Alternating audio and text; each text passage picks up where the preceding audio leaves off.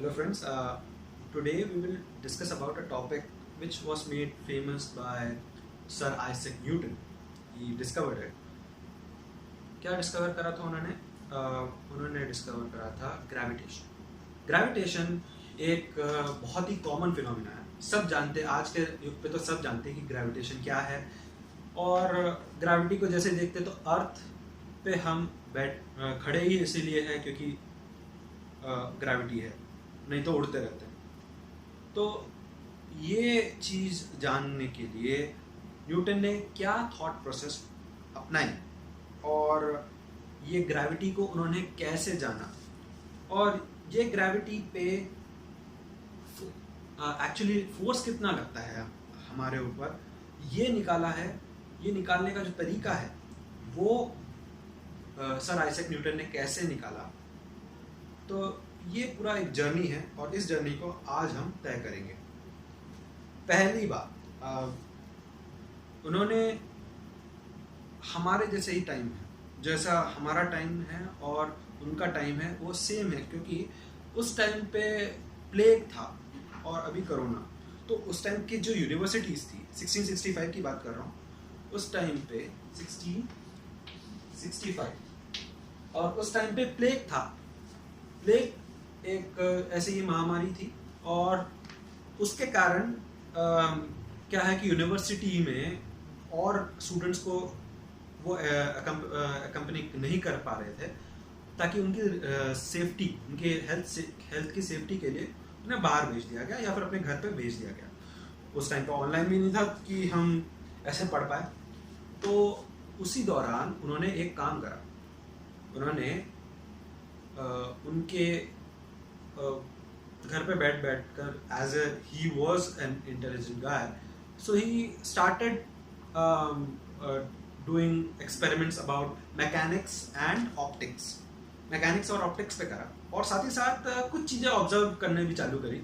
जो पहले मून को ऑब्जर्व करा, उन्होंने सोचा कि ये मून जो है वो रिवॉल्व तो करता है 27.3 डेज, 27.3 डेज पे वो पूरे अर्थ का चक्कर काट लेता है। लेकिन एक ऑब्जेक्ट को, किसी ऑब्जेक्ट के अराउंड जाना है तो एक फोर्स लगना चाहिए बीच की तरफ,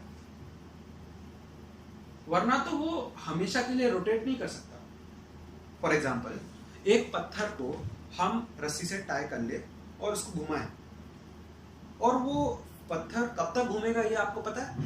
ये तब तक के लिए घूमेगा जब तक आप उसको बीच में तानते रहे, मतलब बीच की तरफ फोर्स लगाते रहे, तब तक के लिए वो घूमते रहेगा। और जैसे ही आप उसको छोड़ देंगे और फोर्स लगाना बंद कर देंगे, वो धीरे धीरे रुक जाएगा। वैसे ही इस मून को कौन सा फोर्स अर्थ की तरफ जोड़कर रखा? क्या ये फोर्स अर्थ से ही लग रहा था? ये चीज उन्हें पता लगानी थी, और उनके मन में ऐसा था कि इतना तो पता है कि डिस्टेंस क्या है, मून और अर्थ के बीच का डिस्टेंस क्या था ये पता है, लेकिन ये रीजन क्या है, कौन सा फोर्स लग रहा है, ये नहीं पता, या उस टाइम तक डिस्कवर नहीं। फिर एक दिन जो फेमस एडवर्टाइजमेंट्स में और ये सब बताया जाता है कि एप्पल गिरा, न्यूटन के सर पे गिरा कि साइड में गिरा, ये पता नहीं, लेकिन उन्होंने ऑब्जर्व जरूर करा जब ये एप्पल गिरा कि एप्पल को अर्थ जो है अपनी तरफ खींचता है, तो कुछ फोर्स अर्थ ऑब्जेक्ट्स पे लगा रहा है।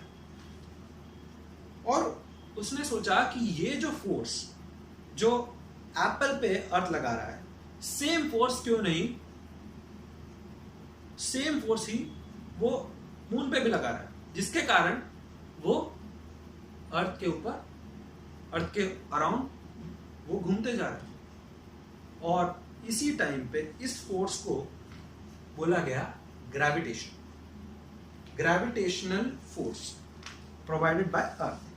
ठीक है, ये अर्थ के थ्रू जो ग्रेविटेशनल फोर्स था, यही मून को घुमा रहा था, और यही ग्रेविटेशनल फोर्स हमारे जो एप्पल को भी गिरा रहा था, या हमें भी इधर जो है नीचे पकड़ कर रखा हुआ है।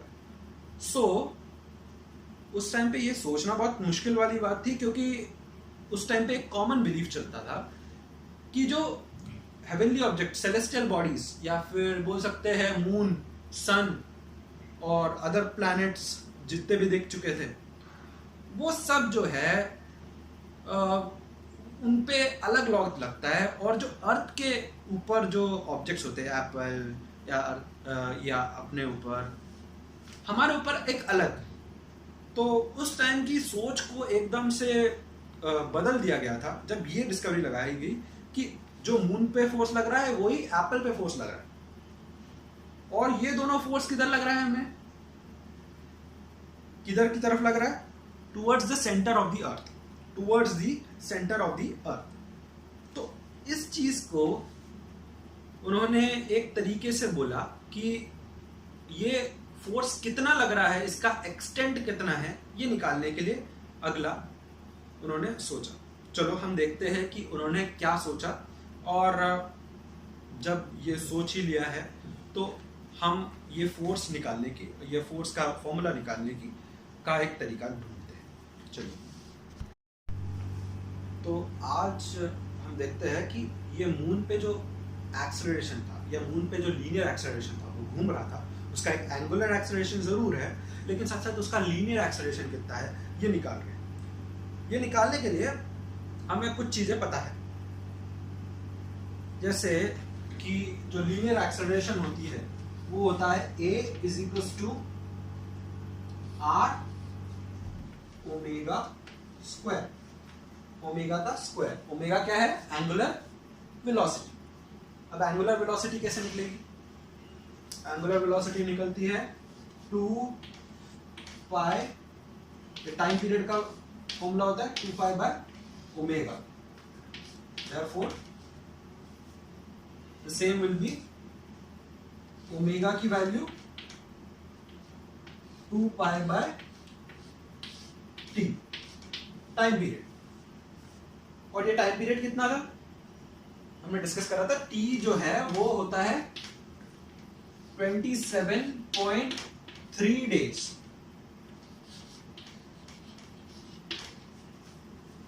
ट्वेंटी 27.3 डेज में वो मून जो है वो पूरे अर्थ को रिवॉल्व करता है।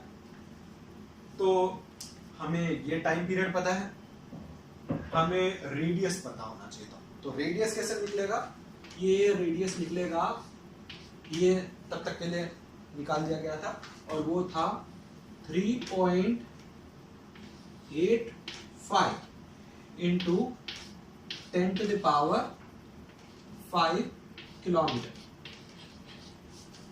तो अर्थ से मून इतना दूर था 3.85 जो 10 to the power 5 किलोमीटर। ठीक है, तो ए जो है इस केस में जो मून का है एक्सेलरेशन वो बराबर है radius of the moon omega square, angular acceleration of the moon, angular velocity of the moon का square into radius. Radius is the distance between earth center and moon center, so that was known। तो ये हो जाएगा omega square हो जाएगा 2 pi by T का whole square into radius. Radius कितना था 3.85 into 10 to the power 5 kilometre. Okay, और सिमिलरली इसे जब हम एक्सपांड करेंगे तो ये था 4 pi square into same 3.85 into 10 to the power 5 kilometre divided by T का स्क्वायर। टी क्या था 27.3 डेज। डेज को हम सेकंड्स में कन्वर्ट करते, और कैसे करेंगे? 1 घंटे में कितना, 24 घंटे होते हैं, तो एक दिन में 24 घंटे, तो 27.3 देश में इंटू 24 इतने घंटे, और उसे हम सेकंड्स में अगर हम कन्वर्ट करें तो 3600, और इसका टोटल का स्क्वायर जब हम देखें तो ये हो जाएगा time in seconds for the moon to revolve around earth completely. तो जो एक्सेलरेशन निकला इधर वो होगा 0.0027 मीटर पर सेकेंड स्क्वायर, ऐसा यूनिट्स में है। हम किलोमीटर्स को भी अगर चाहिए तो मीटर्स में अगर कन्वर्ट करते हैं और ये कैलकुलेशन करते हैं, जब इसका स्क्वायर होता है तब टी का स्क्वायर है। जब ये केस हो रहा है तो हमें पता चला कि एक्सेलरेशन ऑफ मून क्या है, ये। सिमिलरली हमें ये भी पता चला कि जो एप्पल का जो फॉलिंग था और उसका जो एक्सेलरेशन था वो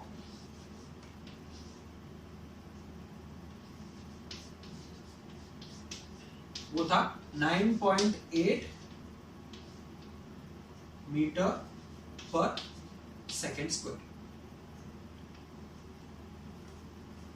ठीक है, ये दोनों एक्सेलरेशन पता चले। सिमिलरली एक कमाल का रेशियो उनको पता चला, क्या कि जो डिस्टेंस था उन दोनों के बीच में, जो डिस्टेंस था वो इसके कैसे प्रोपोर्शनल है। हमें ये पता चला कि जो एक्सेलरेशन है, जितना डिस्टेंस ज्यादा होगा अर्थ के सेंटर से उतना कम हो जाएगा एक्सेलरेशन। तो मून पे एक्सेलरेशन बहुत ही कम है और एप्पल पे बहुत ही ज्यादा है। तो ये चीज जैसे हम ये कैसे डिस्कवर करा कि डी एप्पल, क्या एप्पल का distance centre of the earth है, क्योंकि वो जो पेड़ को अगर हम माने तो पेड़ इतना ही है कि मतलब बहुत ही छोटा है इन कंपैरिजन टू अर्थ के सेंटर तक के जो डिस्टेंस को, तो हम मान सकते हैं उसे 6400 kilometres to the center of the earth, right? This is the distance of apple from the center of the earth. Similarly, the distance of moon was this portion. This was the distance of moon from the center of the earth. तो जब हम ये देखते हैं, इन दोनों का अगर comparison करें तो क्या मिलता है हम देखते हैं।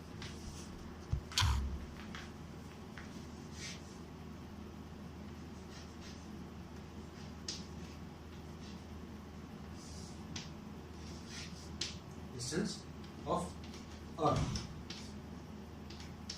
सॉरी इस केस में एप्पल।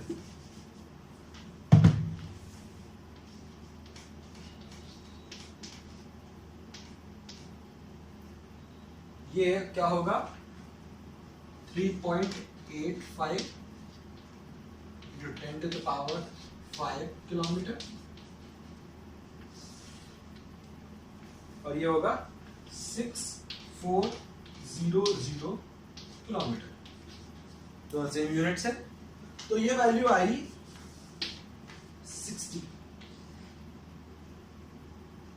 ये वैल्यू आई 60। सिमिलरली एक और चीज ऑब्जर्व करी गई कि जब हम देख रहे थे एक्सेलरेशन ऑफ अर्थ, एप्पल जो है अपॉन एक्सेलरेशन ऑफ मून,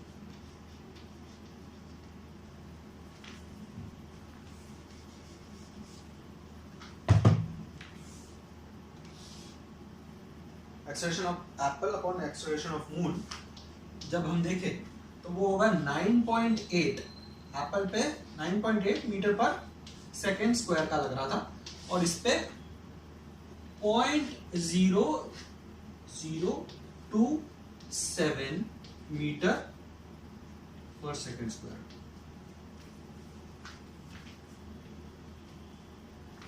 तो ये जो वैल्यू है वो निकली 3600। इन दोनों में कोई रिलेशन समझ में आ रहा है? ये 60 है और ये 3600। 60 जो है 60 का स्क्वायर जो हैगा वो 3600 होगा। ठीक है, तो इतना अच्छा रिलेशनशिप इन दोनों के बीच में पता चल गया कि इस रेशियो का स्क्वायर इसके बराबर होगा। या फिर हम ऐसा बोल सकते हैं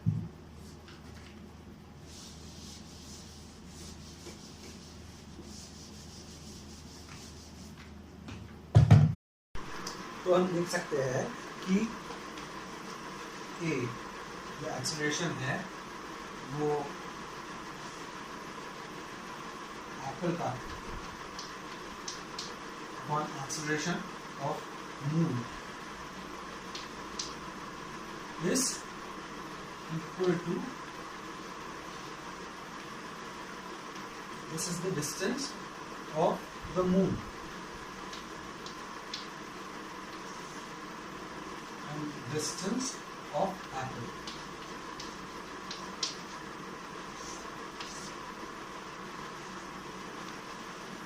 So इधर देख सकते हैं हम कि एप्पल का जो एक्सेलरेशन है वो इनवर्सली प्रोपोर्शनल हो गया उसके डिस्टेंस से। वैसे ही मून का भी इनवर्सली प्रोपोर्शनल है। तो इसका क्या मतलब निकाल सकते हैं कि अगर एक्सेलरेशन ड्यू टू ग्रेविटी जो अट्रैक्शन हो रहा है उसके कारण जो एक्सेलरेशन होगा वो इनवर्सली प्रोपोर्शनल होगा for the square of the distance between.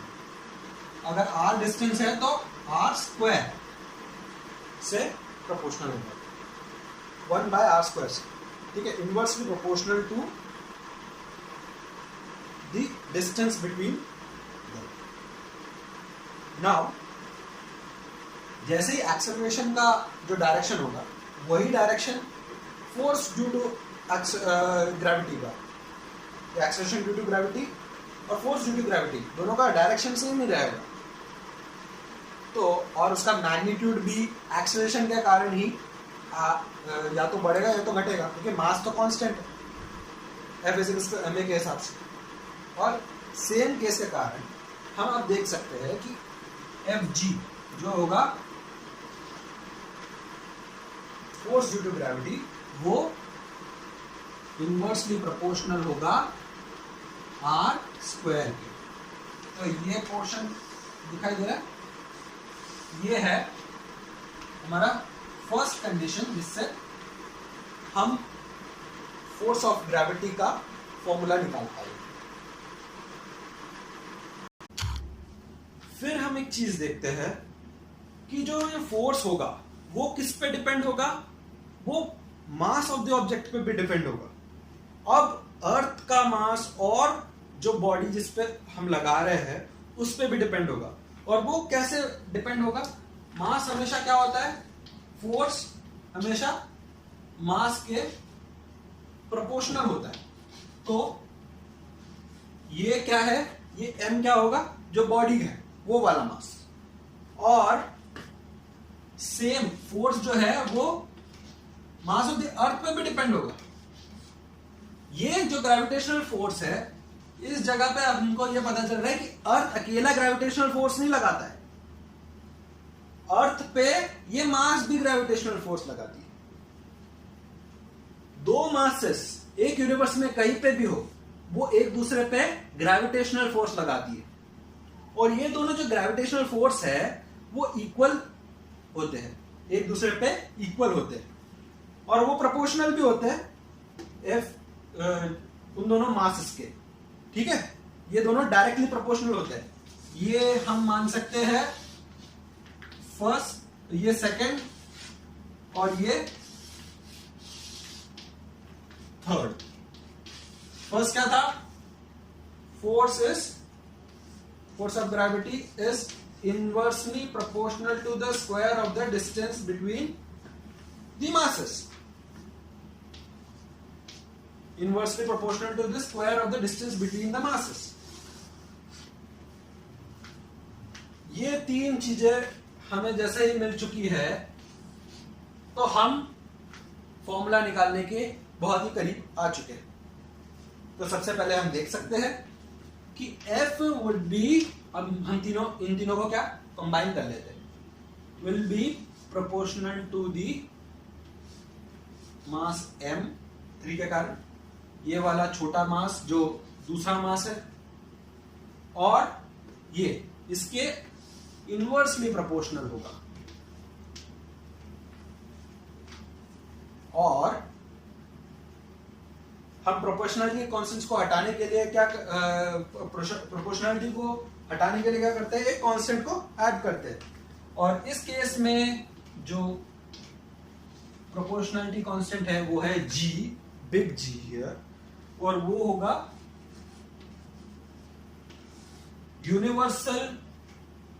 Universal constant of gravity. It is the universal constant of gravity, ठीक है। और इसकी वैल्यू है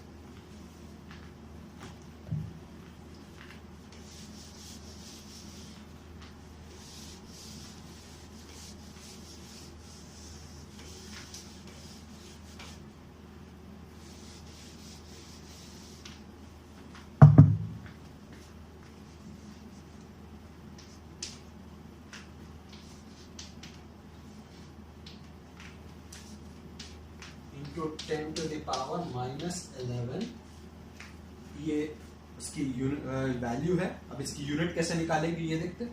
यूनिट कैसे निकलेगा इसकी, G क्या हो जाए, F अगर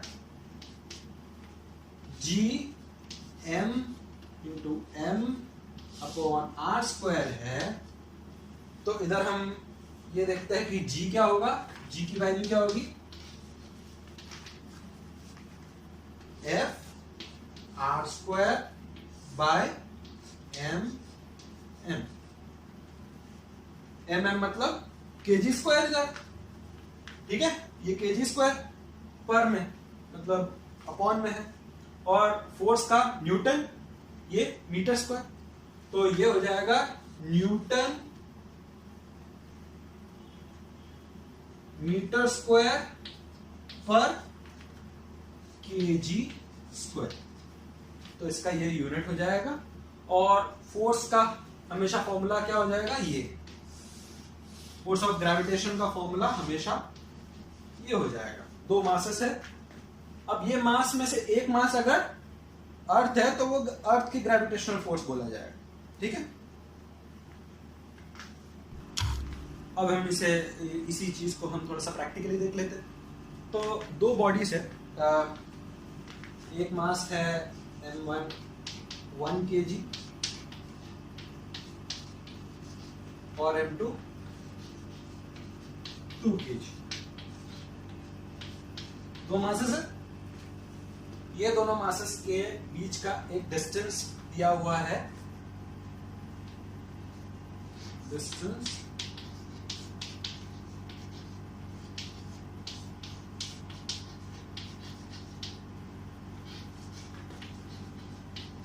इज 50 सेंटीमीटर, कितना 50 सेंटीमीटर इन दोनों के बीच का डिस्टेंस है। तो अगर सिर्फ gravitational force, only gravitational force is acting between them, so what is that magnitude of attraction or gravitation between them? Okay, so ये चीज हमें निकालनी है। हमें पता है कि Fg is equals to, इस केस में m1 m2 by r square जो होगा 50 centimetre into G gravitational constant. इस केस में m1 क्या हो जाएगा, अब G को तो हम हमेशा फिक्स कर सकते हैं, चलो इसे ट्रेडिशनल वे में ही लिख देते हैं कि G m1 m2 जो बड़ा M छोटा m भी था वो भी सेम है r², ठीक। तो इधर g की वैल्यू हो जाएगी 6.67 इंटू 10 टू द पावर -11, और इधर m1 हो गया 1 kg और ये हो गया 2 kg अपॉन r²। r² क्या हो जाएगा 50 सेंटीमीटर। 50 सेंटीमीटर मतलब 0.5 मीटर। हमें SI यूनिट्स में ही रखना है, एक ही सिस्टम ऑफ यूनिट्स में रखना है, तब जाकर हमें जो फोर्स है वो SI यूनिट्स में ही मिलेगा। फोर्स का SI यूनिट न्यूटन। तो ये 0.5 का स्क्वायर, ये वैल्यू जो है वही होगा हमारा जो फोर्स निकलने वाला है, और वो है, चलो कैलकुलेट करते हैं। तो ये वैल्यू आई, जब ये कैलकुलेट किया गया है 5.3 into 10 to the power -10 newton. Newton unit of force. तो जो फोर्स ऑफ ग्रेविटी होगा इन दोनों ऑब्जेक्ट्स के बीच, मास m1 जो है 1 kg और दूसरा है 2 kg, 2.20 है, 20 नहीं है, ये 1.0 है। और इन दोनों के बीच में अगर डिस्टेंस क्या था 50 सेंटीमीटर, तब जो ग्रेविटेशनल फोर्स अकेला लगे उन दोनों के बीच में और कोई फोर्सेस ना हो, तब उन दोनों के बीच में जो फोर्स ऑफ अट्रैक्शन होगा वो इतना होगा 5.3 टू 10 टू द पावर -10। तो ये है एक्चुअली जो ग्रेविटेशनल का एक जिस्ट। और कोई भी बॉडीज हो, कितने भी बॉडीज हो पूरे यूनिवर्स में, वो एक दूसरे पे ग्रेविटेशन का फोर्स लगाती है। जो अर्थ ग्रेविटी का फोर्स लगाती है तो हम उसे स्पेशली बोलते हैं क्या, gravitational force provided by earth, ठीक है। और उसी पे ज्यादातर बात करते हैं, लेकिन इसका ये मतलब नहीं कि और बॉडीज पे बात नहीं करते, उनके ऊपर भी न्यूमेरिकल्स आएंगे। चलिए, thank you, this was the lecture.